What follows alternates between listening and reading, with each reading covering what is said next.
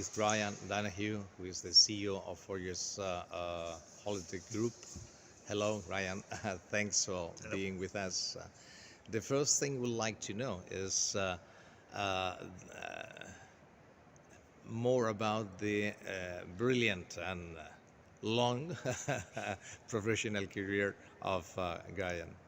So I've worked in digital travel for about 24 years. I started my career, or my main role, I started with TUI, which people know, large tourism business all over the UK and in Europe. And then I went from there into travel for a price comparison website called Moneysuperamarket, Travelsupermarket. I was 7 years there, a director of that company. And then the last 6 years, I've been running Forge Holiday Group, where I was in chief executive. So we can say that you have a very large digital experience in the travel industry and in different verticals of the travel industry. So from the tour operating business, pure online business, and now the vacation rental business. So yeah, I've been very lucky.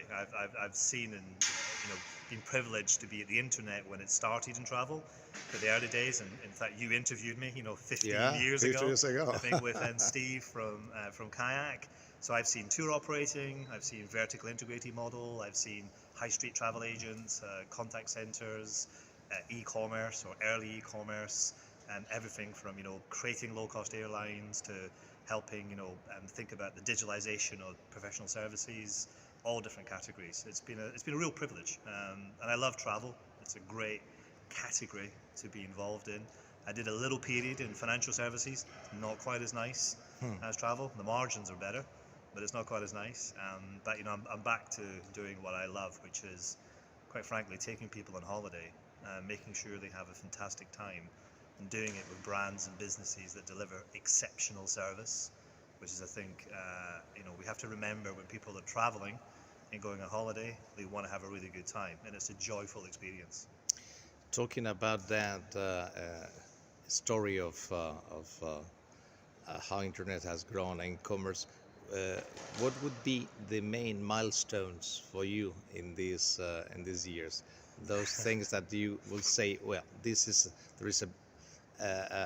a real milestone in the way people use technology or the way they get information before traveling.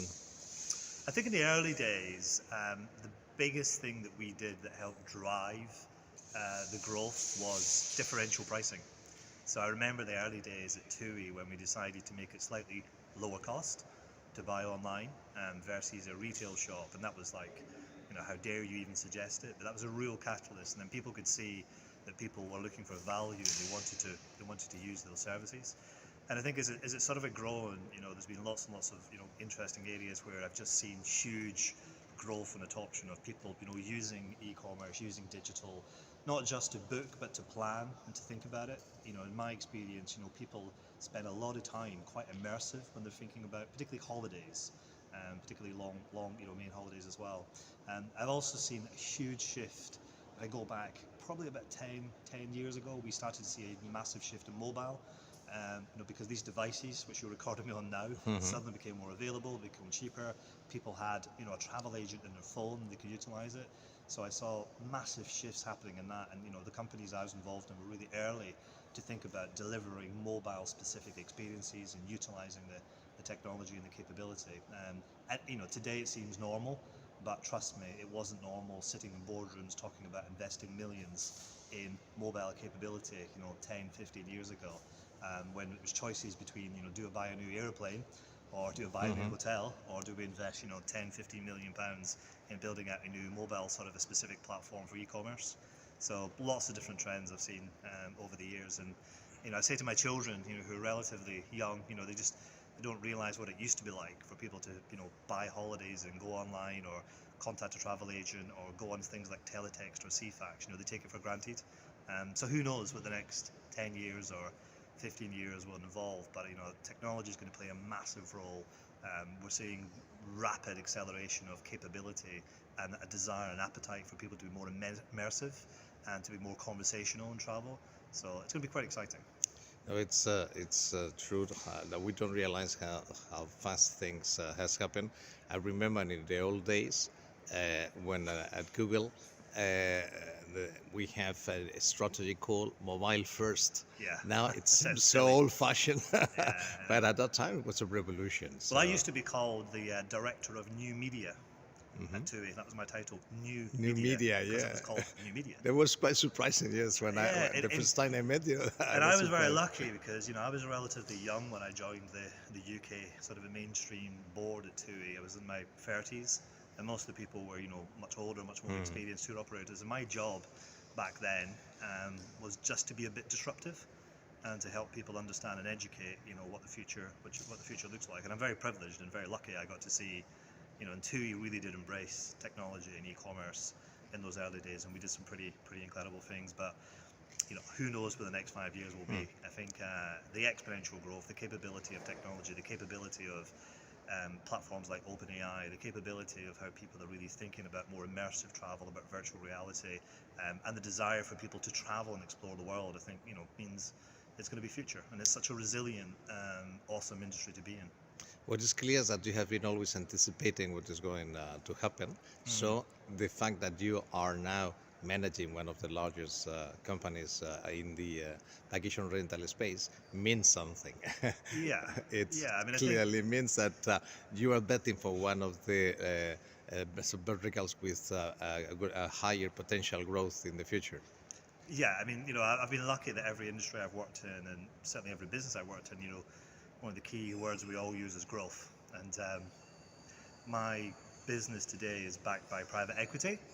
Now, private equity people don't invest in companies unless they are pretty sure they're going to grow. So, my opportunity and the opportunity I see is quite a fragmented market across vacation rentals, pretty much across the world globally. There's millions and millions of sort of properties out there. There's tens of thousands of different property managers. We're one of the largest in the world. I think we're probably the fifth or sixth largest in the world, and we only have 31,000 properties. Now, I know that sounds like a lot, but that gives you an idea of how fragmented the overall marketplace is. And the pandemic has meant that people have almost fell back in love with, staying in vacation rental homes and understanding that they are different from hotels. They are different, and it gives you a bit more freedom and sort of a flexibility.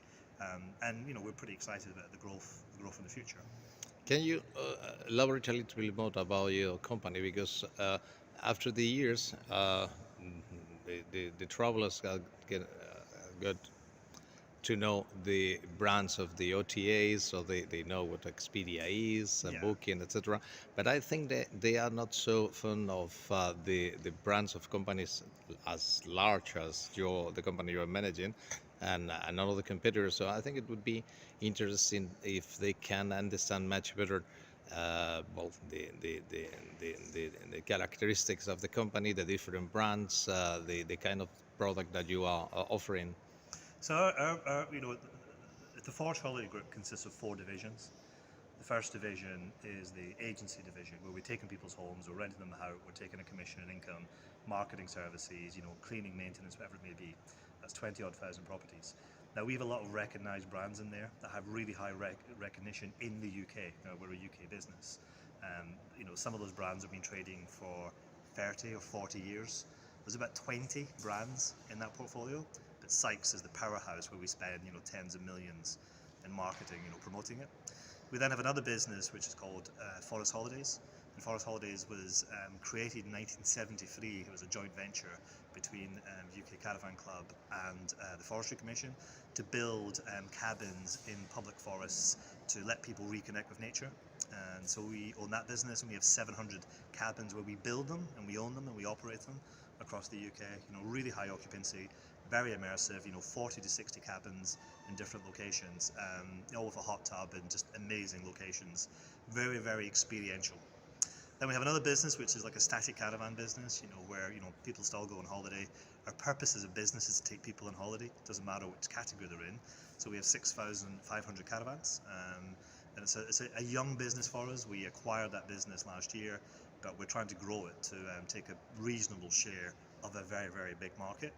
And then the final division is an international division where we own and operate the market leader in New Zealand, and that was about us learning and understanding how to run international businesses and how to deploy our capability and our technology.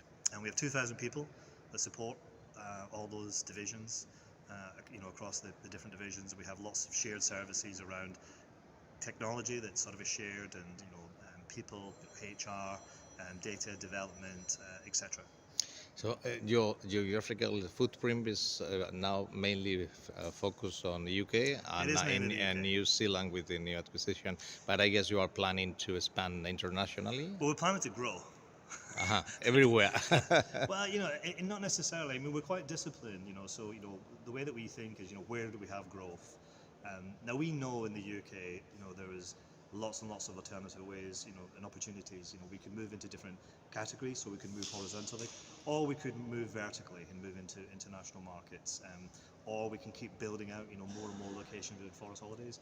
Fundamentally, we have to find ways of growing, and we work in a private equity forces you to work in like 5 to 10 year horizons.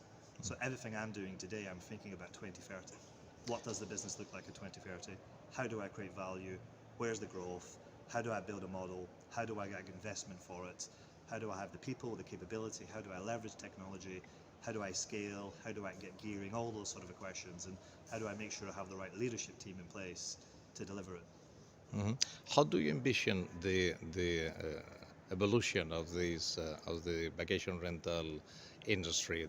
Consolidation, few large players, or just the opposite? Yeah, I mean, I think it's a good question. A year ago, I would say more consolidation sort of happening. I think regulation, will define some of this, because if regulation is done in the right way, what it might do is force some of the bad actors out of the marketplace, and there is some bad actors. And that might then mean, there's fewer businesses that are stronger that will all survive. I do think there probably will be some larger consolidation. If you look at some of the larger players in the US, you look at some of the larger players in Europe, somebody coming along who has lots of capital, private equity again, or someone similar that wants to bring them together to get some synergies, to create some scale. I think there's an opportunity there. It won't be without challenges, because the one thing I've learned is every geography, every market behaves and operates differently, and it's not quite straightforward. The UK model doesn't quite work in parts of Europe, and the European model doesn't quite work in Asia Pacific or in the US, etc. But I do think there's going to be growth. I think there's going to be consolidation. I think there's going to be more and more people that want to travel in this sort of a category. But we just have to have a watching brief on what happens with sort of a regulation, because I think our industry is getting the blame for a lot of issues that are not necessarily a direct result of how the industry is behaving. So we have to get some insight, some data. We have to have a unified front, and we have to sort of take some action so we can really protect the industry. And when I think of the characteristics that makes different this industry is that you could have a global approach, but also you need to act locally, because you need to be close to the properties to provide your services. So it's not as all the pure digital business in which you have been working before. No, it's a service. To me, I always think it as a real service-oriented business.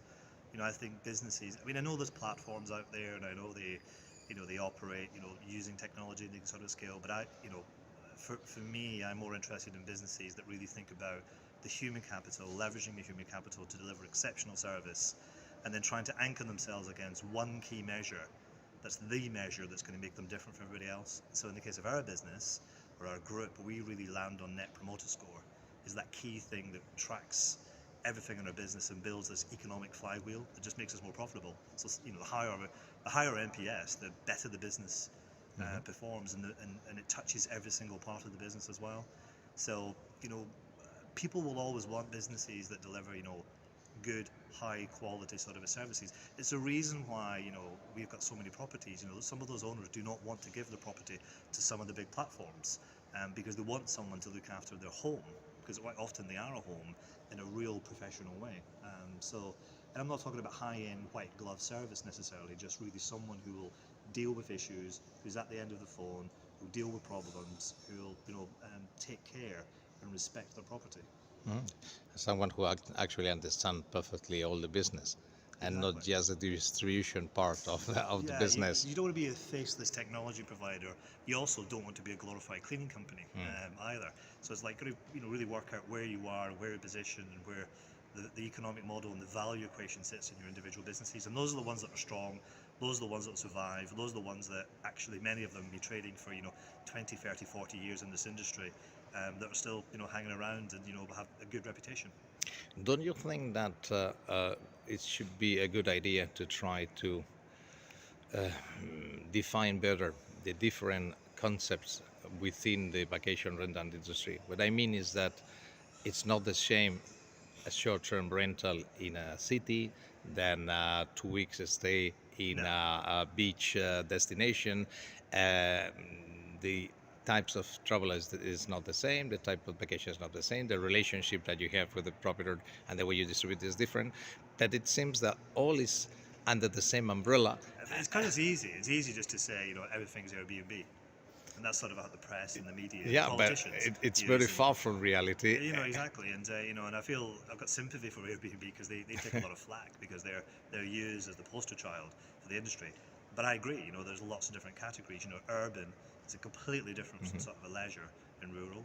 Professionally managed property managers, is very different from the more ad hoc positions that's got sort of going on, and the geographies are all different as well. So some standardization would be sort of useful. Whether people will learn or whether people will take notice is another question. Yeah, but I think But it is all different. you were talking about regulation. Actually, regulation should be appropriate to each of these kind of because vacation rental in let's say in leisure destination we've had for many years. It's It's not new. I even remember those old days looking in Craigslist for for villas and houses in the States. So Yeah, this is so not in nothing the- in new, the- but it's grown rapidly. yeah. And when things grow rapidly, people pay attention, and ultimately, it's political. And this is the issue. Politicians, want to win votes, and politicians quite often will use it as a political hot potato, ill-informed, not with the right amount of data as well. And I think one of the challenges we have as an industry is, we're all saying the same thing, but we're not really coming together, acting as one common voice, sharing the data, sharing insight, being well informed to provide that insight so that appropriate decisions can happen. So there's lots of data, there's not so much insight, and actually there's even less action going on. But I do agree, in principle, everything is sort of slightly different, and we need to be clear on what problems we're trying to solve and what the issues are, and work collaboratively with governments, at a local level or at a national level as well. It's something we do very proactively in the UK, and we take a responsibility of doing it because we are a very large player. But we also know that we contribute, almost £30 billion to the UK economy, and we need to protect that for the UK economy and for all the individual, local authorities or the individual, and constituents, etc. And we provide, over 500,000 jobs to people in the UK. So how do you get that insight across everywhere and have a common view and really tackle the key problems? I think it's very important what you are mentioning. You remember also in the old days with the beginning of the low-cost carriers, all the criticism I remember that them really clearly. I remember sitting in boardrooms saying, EasyJet, that's a daft idea. No one will ever want to fly on a low-cost carrier because the health and safety will be the customer's primary concern. Complete nonsense. People wanted, good value, frequent, low-cost sort of flying that had the appropriate level of health and safety. We were proved wrong. and there were many politicians at that time. They say, no, we don't want these kind of carriers feeding at our airports because they are not going to bring any value. Yeah. Imagine Spain without Ryanair, for instance. Exactly. Yeah, it's incredible. But you learn from these sort of things, and I think it's important that you face into them as an industry and you face into them as a category overall, and actually we take them head on. And to think, as I said, who knows where we'll be in sort of the 5 years' time? Who knows what the future will sort of look like. What I do know is the industry in general is resilient. It's been around a long time. It's not new. It hasn't just appeared overnight. It pretty much does have a zeitgeist at the moment because it's growing at scale, and it is a bit of a political sort of a hot potato. But strong industries will survive, and resilient is the key word I think I would use. It is an incredibly resilient industry. You were talking about the professionalization of the industry. I think it's is key. How do you consider these processes going to affect in the whole value chain, from the proprietors to the managers to the distributors? So I'm not entirely sure I understand the question. Sorry. No, the point is that people try to give the idea that this is an independent proprietor that has a second house, and it's like a peer-to-peer business, but it's not the truth of the business. No. And it's changing rapidly into a professional Yeah. business, into a real industry, which guarantees the level of service, the compliance with tax Exactly. and rules, But etc. then it all just comes back down to education again. It's And like, how do we my educate? question is, how do you consider this is going to be a fast process? It will depend on the different countries. So when we will see, I don't think it'll be fast. don't That's for won't be sure. fast. I think it'll be very complicated, which is all the most important, all the more reason why I think everybody needs to be organised. We need to be sharing insights. But it is true, I do think, there is, completely different levels of professionalism sort of going on, but there's also a huge amount of uneducated decision makers out there. And our job has to be to help educate. And we have to start with the data. And we have to start with a unified voice. So unified both industry. I think it's really relevant what you have mentioned. It's really simple. What is it we're trying to say? How do we say it together? What's the power of everybody sort of coming together? But it needs to be controlled, it needs to be measured, and I think obviously we need to help educate. And that's the key thing. Hopefully people will trust the data. If the data tells one thing, at least you have the data. The moment decisions are being made, when the data doesn't exist, because it's political, and that's just the nature of the beast. People are sort of vying for power or vying for position, but they're ill-informed. Our job has to be, how do we help inform? Because we do have the insight. We're just not very good at bringing it all together. Okay, thanks a lot for your time and for sharing with us your vision, your experience.